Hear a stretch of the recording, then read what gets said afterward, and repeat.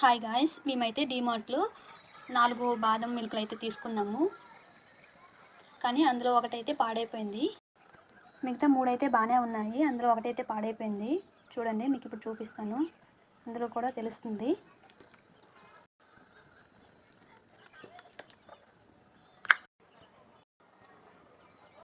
ఇదిగోండి, పెరుగులా అయితే అయిపోయింది.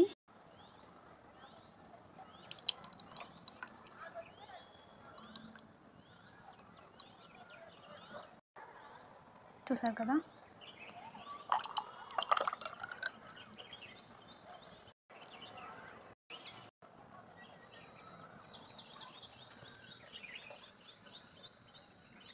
చూసారు కదా గాయ్స్.